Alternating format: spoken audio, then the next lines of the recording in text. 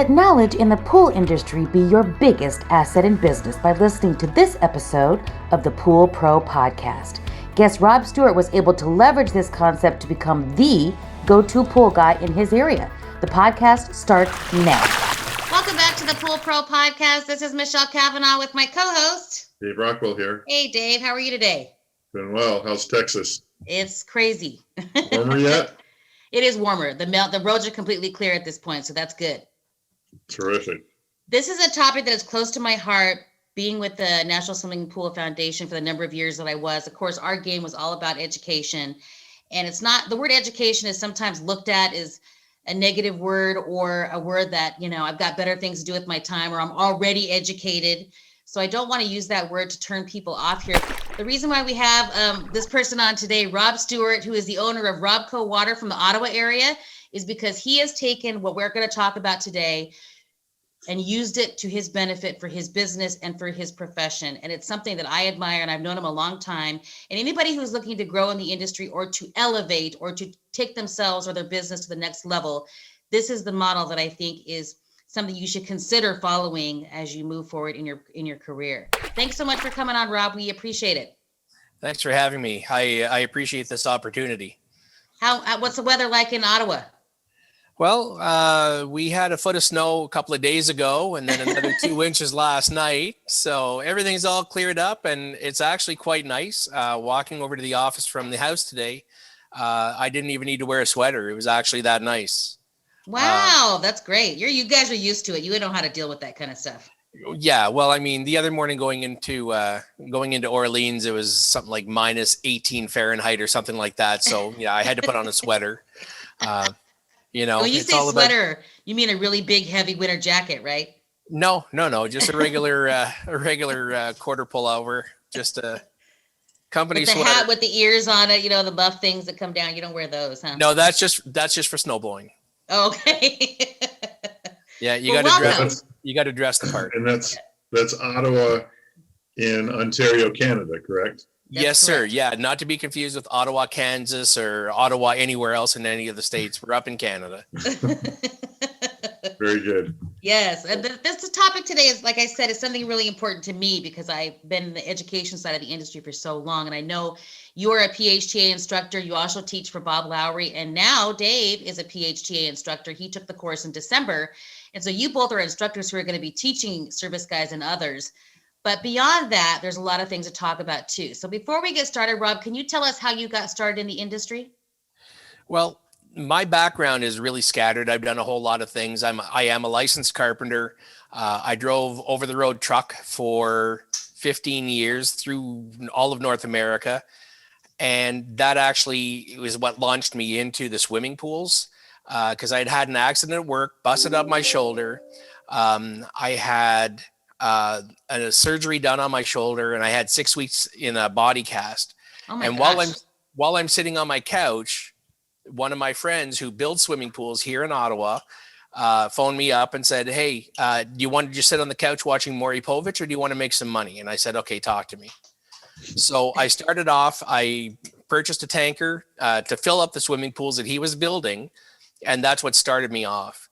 But with that water delivery business, I was only running, my operating season was like June to August, which is way too short. You can't have a 1 year income based on 4 months. Right. So I decided, okay, you know what?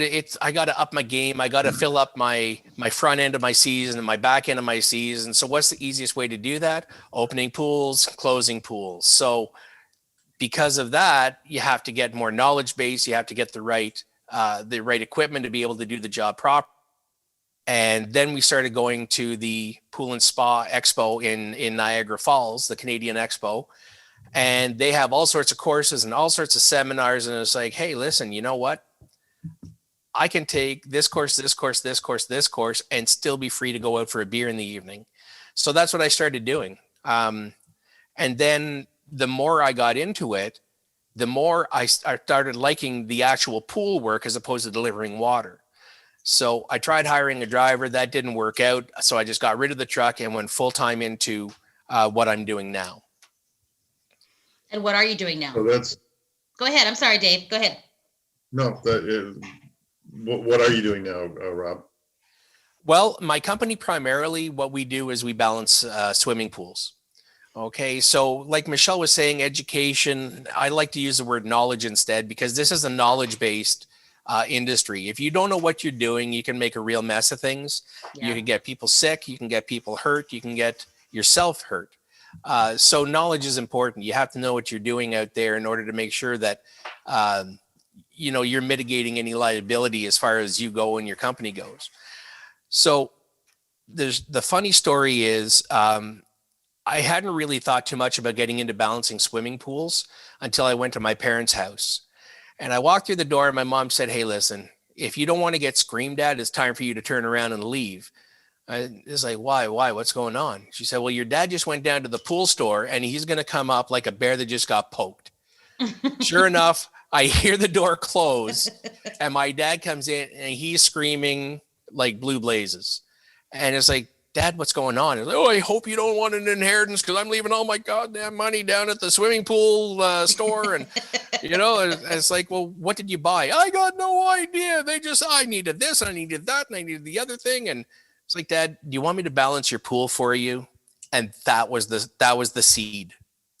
So it's like, you know what? If one person can get this frustrated, there's probably a bunch of other people. So my very first year, and I started that in August, like right at the end of our pool season. I started up the concept in August and I was hoping to get 5 people. I ended up with 20. Oh, gosh. And those 20 people turned over the next year.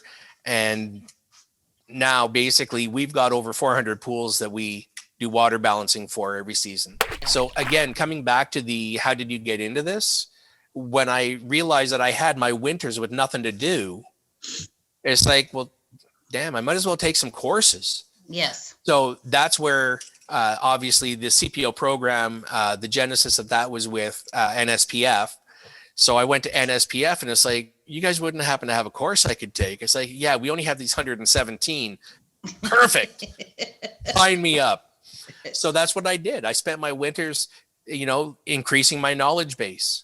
Right. So this way, when somebody says, "Hey, listen, we're having a problem with RWIs." "Yeah, not a problem. Got you covered. Got your back. Right. "We're having a problem with plumbing." "No worries. I got your back." Right. Yeah. "We don't understand the hydraulics." "Well, let me teach you how to use a pump curve." So increasing your knowledge base increases your value because now I've essentially become a one-stop shop as far as the swimming pool industry goes. Which I And of love. course, Yeah. it always seems to be that I'm the very last of the stops. But once they find me, it's like, damn, if only I had known. Yeah. So if one person phones me up and says, "Hey, listen, I need to take a CPO course," I'll do a course for one person because I'm about sharing the knowledge. I'm not about trying to lord it over people. I'm not trying to keep it restricted to a certain niche or anything like that. It's like, if you want the knowledge, I've got the knowledge. I'll share it with you. Not a problem. So my clients come in from all over the place. So I usually go down to the Caribbean in the wintertime. I know it Teach a sucks, but I've got a few nice resorts down in St. Lucia that keep calling me up to come down and do courses. So I'll traditionally go down there for, 2 or 3 1-week vacations. Working vacations, like it's not really a holiday. It's work, right? At least for a couple of days. Well, ironically, the 2-day CPO course actually takes 4 days there. Yeah. So, 1 week isn't really a very big stay. By the time I get in, get it acclimated, get things set up, explain to them that, it's not going to happen in 2 quick days. Like the vacation really isn't a vacation, but hey, whatever, sand in the toes, Yes. stuff like that. But I mean, I have a course going on next Saturday. My students are from Utah. Last year I flew out to Vancouver, did a course there. That Michelle, that I've gone to Toronto to do courses. Yep. I mean, I'm a travel junkie, so I'll go anywhere. I was supposed to go to Hong Kong last year to do a CPO class, and it just there was something weird that came up that I just wasn't able to make the trip. So I handed those students over to a CPO instructor that was in Hong Kong. So yeah, like I have no problem working with other people. Yeah. Yes. And beyond the courses, so CPO, when you were saying, I know when you were taking your journey through this knowledge journey that you were talking about, Rob, CPO was something that you took first, but you were a little intimidated by CPO. So you were saying that, when we talked earlier, that you had taken a couple of pre-courses to get you to CPO because, I didn't think you didn't want to fail the CPO certification course and be embarrassed by it, which I completely understand. That's what I would have done too. What did you do after CPO? Like, what were the next steps to kind of increase your knowledge level? Well, I mean, after the CPO course, okay, for starters, I was relieved I did pass the first time around. But I mean, a 280-page manual, that's a lot to jam into this locker in 2 days. Yes. Okay. That's a lot of information coming at you real quick. So yeah, I was really, really nervous. I took a couple of water chemistry courses to prepare myself for the CPO course. After the CPO course, that's when I actually started going crazy on all the other courses. So with the the Pool and Hot Tub Council of Canada, they're the ones who sponsor and set up the annual Canadian Pool Expo. And in that, there's a whole bunch. There's probably 20 short courses. There's probably just as many seminars. And what they do is they break them down into 1 hour to 3 hour groupings. So I can take, like what I would do is I would get the prospectus because it comes out in, late July sort of thing. And I could look at it and say, okay, well, CPO course is Monday, Tuesday. But on Tuesday, if I take this seminar, then I can take this short course. And then on Wednesday, I could take this short course, and over the years, I was just able to build up all these accreditations, I just ended up taking everything that they had to offer. And then with NSPF, all of their courses were online. So I was able to do a lot of them. So yeah, that just rounded it out. Like, I mean, I've got a stack of certificates over here, the ones that I haven't nailed on this wall and the ones that I haven't nailed on the wall at the store, they're still stacked up over here in the corner. But I don't want to overwhelm people, but I want them to know, like, whenever I hire somebody for my store, they automatically get CPO certified, period. Because one of the things that I don't want people, when they come into my store and they ask a question, I don't want my person going, yeah, I could probably phone somebody. No, I want them to have the answer too. So don't get me wrong, I still get those phone calls, but I get fewer of them because I do insist that my staff get trained. Yeah.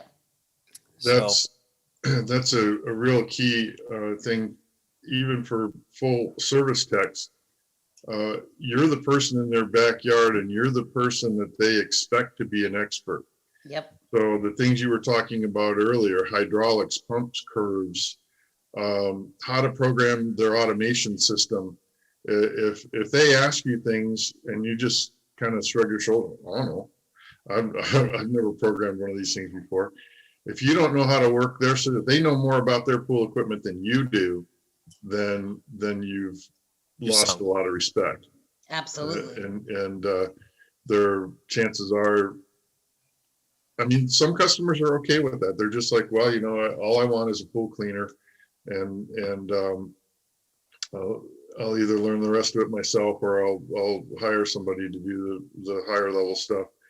But it really, the way to succeed and get referrals and be profitable in the full service world is you've got to be that one-stop shop. You've got to know the answers to pretty much any question they can come up with on their pool, and not just water chemistry. And I totally agree with that. But the other side of that is, if I don't have the answer, I tell my customer the truth. Yeah, I'm not sure. Give me an hour. I will call you back. It doesn't take me long to research it. My support people, my suppliers, my reps for the different manufacturers are absolutely awesome. I can send them a message on a Sunday and I'll get a response back on a Sunday because they share the same kind of mindset that I have. So I would rather just tell the customer, hey, listen, I don't have an answer for you right now. I can get that answer for you though, than lie to them. And that's where a lot of people burn themselves. That's true. Yeah. And because they can find the answers online just about as easily as you can. And Yeah. if they find a better answer than what you told them, then you're not going to look good. That is Well, correct. that's another thing too. A lot of people, they'll research it until they find the answer that they wanted to see. And then they'll stop. And then no matter what, it's like, yeah, I had to go to 783 different sites, but I finally found one that said that, like my chlorine should be at like 7.2. It's like, no, you might have that confused with something else. Your chlorine should never be at 7 point. Well, Google says, okay, well, I'm not gonna fight with Google, but I'm telling you, Yeah. try this. If you don't like it, you can always raise the chlorine level back up. Yeah. And the other thing I loved about Rob's story, and what I've known Rob a long time, but he also has mentors. When he wanted to learn more about a particular subject, he went to folks that knew stuff and asked, to go hang out with them or to take a course. And even Rob now, he sits in on other, courses that he already teaches. He sits in on those courses just to kind of refresh his, just to hear what the interaction is in the course. Or like Bob Lowry, for an example, he teaches that course. But when Bob teaches a course himself, sometimes Rob sits in on the course and just listens. That's the kind of thing where you're always trying to improve upon not only your teaching ability, but, even though you're not a PhD instructor, those of you who are listening, you still are a teacher in that you're probably teaching other service guys. If you're on social media and you're offering your opinion, if you have, employees, you're teaching them.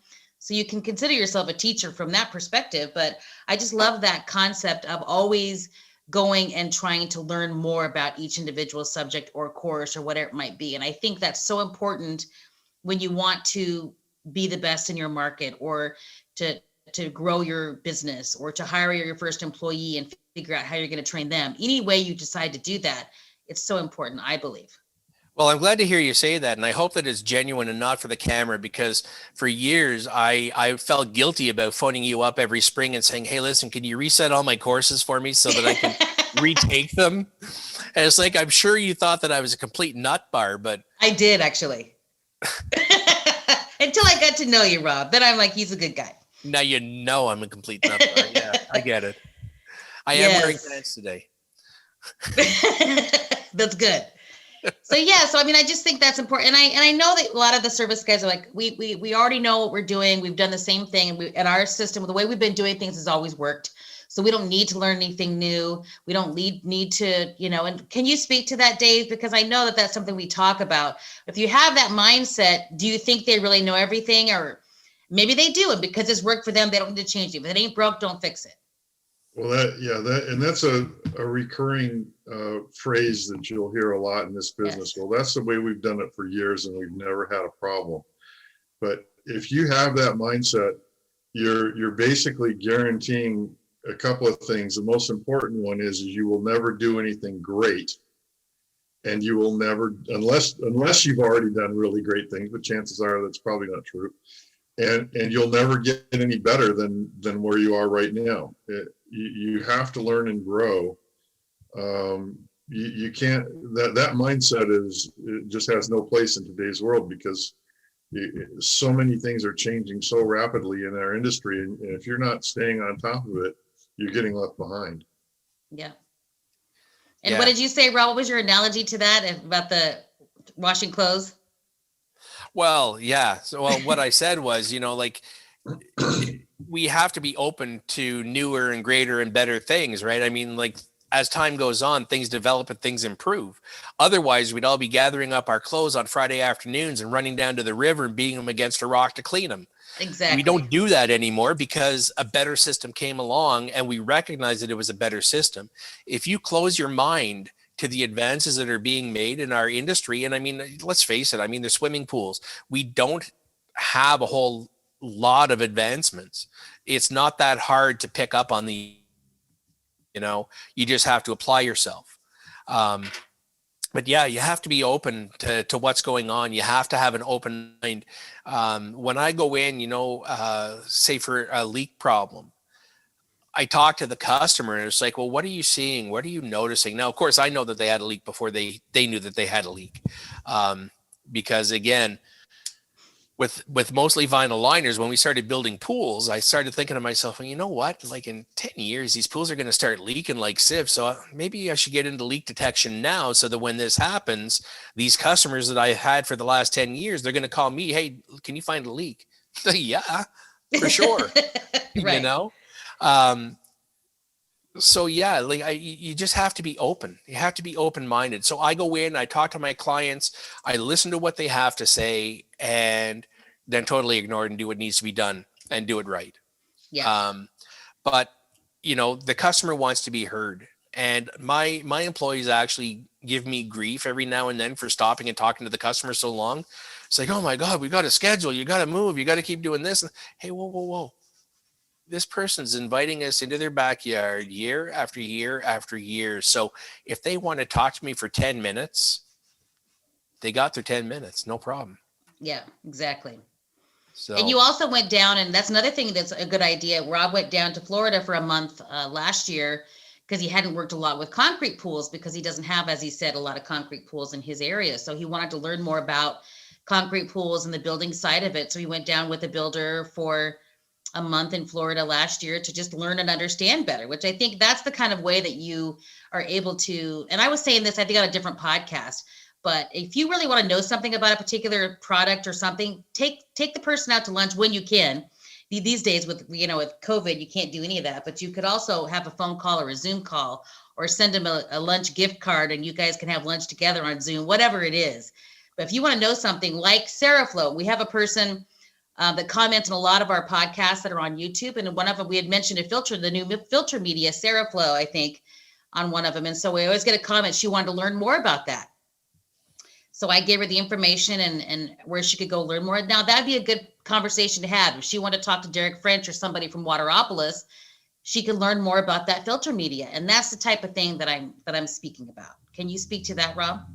yeah, well, I mean, like you say, I've only got a couple of swimming pools that are concrete. Now, I was teaching the AST course for NSPF, and the AST course, deals with a lot of the building of concrete pools and stuff like that.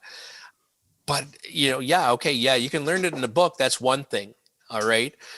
But actually doing the work and seeing how it's done and seeing how the setup is done and actually having a practical knowledge base on what you're teaching over a book base, I think that's invaluable. So yeah, I was curious. I put some feelers out. I said, is there anybody out there who'd be interested in putting up with me and teaching me some stuff about concrete pools? So, fortunately for me, I got a response back from Happy Pools in Florida, and not to name drop.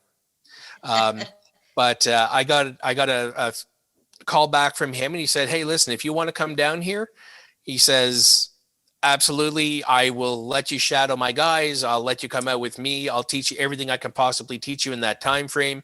We'll try and make a beautiful pool so that you have like a legacy pool that you can talk about. So I did. I hopped in my van. I drove down to Florida and I worked on this pool. I helped break out the shell. It was a rebuild. We had to re-level the beam. We had to do concrete work. We had to do fitting work. We had to do plumbing work. We had to everything involved. I hear you. What's the one course that every service guy should take? There's no good answer to that. Okay. You don't think it's CPO that everybody should have a CPO? If you work on residential pools only, no, CPO course isn't a good course for you. If you work on a lot of commercial or your company has a lot of commercial contracts, CPO is invaluable and you must take it, right? If you're working on residential, CPO is not, it'll help you a little bit in your knowledge base, but since it doesn't really go in depth on anything in particular, as far as residential swimming pools go, it's not going to benefit you. You'd be better off taking a couple of really good water chemistry courses for your residential stuff. All right. Because plumbing is plumbing is plumbing is plumbing. So commercially, you might use a 4-inch fitting instead of a 2-inch fitting, but it's still a fitting. Yeah. You know what I mean? So basically, you have to look at what you want to do with your career, where you want to go, and take courses that push you in that direction or open up the pathway in that direction for you. So in my case, when I started taking courses, I was just a bit of a junkie, and I didn't really have any defined idea as to what direction I wanted to head. So I took every course. All right. Yeah. So I took just to name a few, like the ones that were important to me were the water discharge practices. All right. Because there are laws about how you discharge water from your swimming pool. So it's good to know that. Yeah. Again, I took courses on leak detection because we have vinyl liners and they leak. Especially, if you get your toenails all prettied up and sharpened and stuff like that on a regular basis, it'll slice you a liner real quick. So I decided to get into the leak detection stuff. The water chemistry, well, I mean, that goes without saying.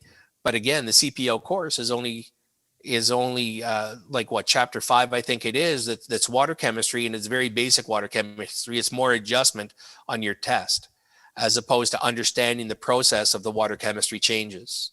Mm-hmm. So I started concentrating more on the water chemistry stuff. But I took the pool inspector course because, again, I think that it's really important that realtors start to look at that. I mean, yeah, you're buying a $200,000 house with a $100,000 pool in the backyard. So you need, like if you have a pipe underground that's broken that you don't know about when you sell the house, these new owners are going to be in for a world of upset. Yeah. So to answer your question, there is no really definitive, you need to take this course. That's it. It depends on what you're doing. If your company, again, like let's say you're a hot tub company, CPO is not going to help you. You might want to take a hot tub course. Right. Which Right? PHTA has, correct? Absolutely. Yes. Yeah. Yes, they do. They have a couple of different courses, and I think they've just come out with a new advanced pool inspector course as well. Oh, okay. Nice. Which signed up for. Yes. Of course. And Dave, you had the AST certification as well, so you can sign up for that. I think that's part the transfer from the AST over to their CST or whatever right, it is. Yeah. You CST. could get involved in that. I've applied for that. I'm in the middle of that. Right. Yeah. Just kind of going through the routine of doing the studies and passing the test, but it's all pretty much the same thing. I would take issue with one thing that Rob said. My career has been about 80 to 85% residential pools. And for me, the CPO was it took me a long time. I thought that, like Rob said, it's just a commercial course. So I didn't get that certification till probably about 25 years into my career.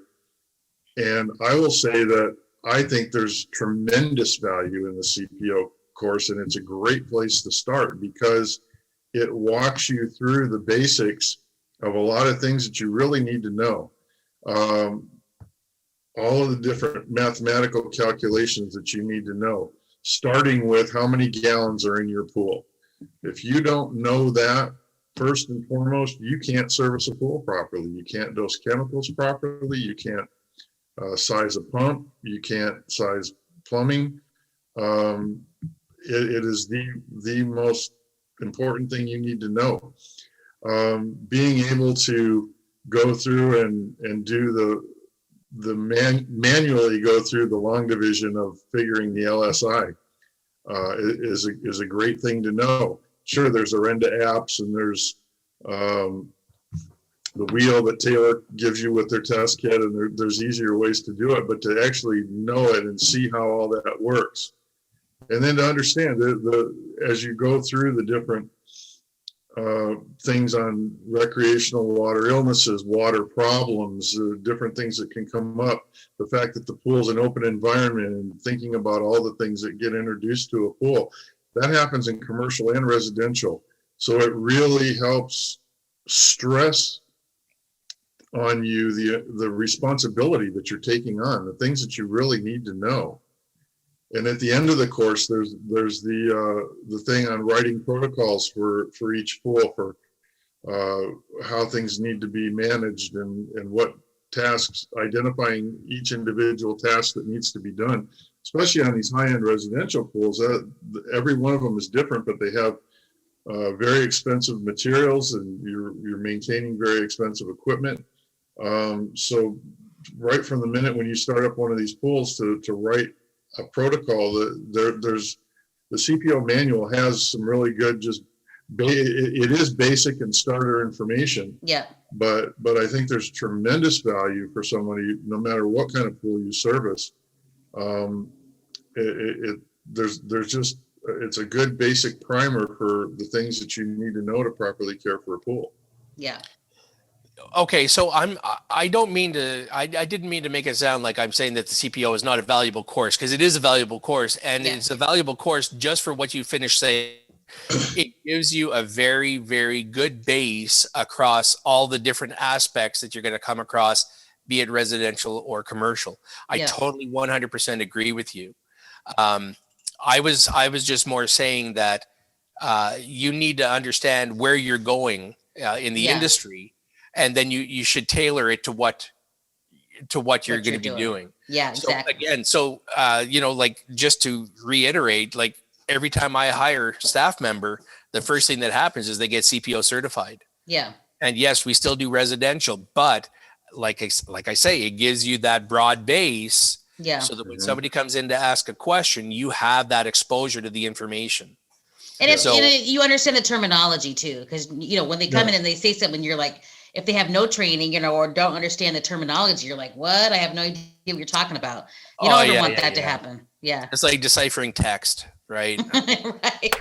The CPO training is not an end all in itself. It's a great jumping off point. Exactly. It gives you the basics that you need to know to service a pool and plan to service a pool properly. But then from there, finding detailed courses. Yes, to fit yours. Yeah. Beyond that, it's just a place to start. It's not an end in itself. Absolutely. Right. Yeah, no, absolutely. But I mean, the original question was, what do I think? What course should every service person take? Yep, that's what I said. Exactly. And as far as I'm concerned, as much as the CPO course will get any service technician to where they need to be, it is a launching point where they can build on specifically what their company does. Yeah. Like even if it's a hot tub company, if they take a CPO certification course, it'll benefit them, right? Because they have that certification and it meets the criteria set forth by most governments in order to operate a commercial facility. Now, if a call comes in from a hotel, they don't have to say, you better phone because he's CPO certified and I can't work on, the commercial stuff. Right. Exactly. But it's definitely a broad base of information. It gives you a great starting point, no matter what direction you're planning on heading out. I certify all my staff. I'm trying like a son of a gun to certify all the other people, but we get, no, we don't need the training. This is the way we always do it. It'd be too expensive for us to train our staff because, like they're just 16-year-old kids and they're only in for the 4 months over the summertime. And, like the places that are around me. And again, I'm a rebel. I was the first one to start using a spin lab and everybody was phoning me up saying, you got to stop doing that because you're making us look bad. And it's like, no, I'm not making you look bad. You're making you look bad. I'm making you look good. Right. Yes. But they were phoning up and it's like, they're screaming and yelling about that. And it's like, well, hey, up your game. Yeah. Simple as that. Up your game. Yep. Absolutely. So keep your customers happy. Listen to what they have to say. Even if they say it wrong, even if they got it off of Google, make sure that, you give them good information based on, knowledge as opposed to how you feel and how you used to do it 30 years ago. That's about it. Stay honest. Yes, absolutely. You don't have to be crooked in this business to make money. There's lots of money there for honest people too. Yes, there is. Absolutely. Well, thank you so much, Rob. This is an important topic, and it's something I feel strongly about, like I mentioned at the beginning, just because I think the ones that really want to learn and really want to grow, I should say, or have more knowledge or be the kind of the preeminent go-to guy in their market or their area, they really have to take advantage of what's out there, whether it be courses or trade show training, or just having mentors that know more, and you can always have somebody to go to ask a question you don't know about, anything like that, where you can kind of level up your knowledge and be the go-to when somebody has a question, the answer to it. I think that's so important in every industry, not just this one. I've got a couple of reps. I've been trying to get them to take courses, or not reps, representatives for different companies, different pool companies around here. And, their big thing is, well, my company won't pay for me to take the training. It's like, crack open your wallet. Yes. Right. Because the second you crack open your wallet and you take that training, now you've surpassed the company that you're working for. Yes. You know what I mean? Now you have just turned yourself into the most valuable tool in their box. So there's no excuse other than complacency to not taking some of these courses. There's all sorts of courses out there. They're not horrifically expensive. If you wait for the right time, you can often buy, I think NSPF had like a Black Friday thing, and it's like you could get 10 courses for $200. It's like, are you serious? Like $200 for these 10 courses? Like, there's an automatic portfolio right there. All you have to do is crack open your wallet and invest some time in yourself. Yeah, exactly. 100%. Well, thank you so much, Rob. We truly Thanks, appreciate Rob. your time. And it's interesting to see how you guys do different, do it a little bit differently there versus the service guys down here. And it's just very fascinating. And I'm hoping that the border opens in the near future so that I can get back up to Canada, because I love it there. So a new voice in the industry, a resource for all, education for you. This is Pool Pro Podcast. Build relationships and share important news as we get ready for our next backyard adventure. Pool Pro Podcast. Backyard adventures are better together. Please take a moment to share, like, and review our content with all of those that would be interested.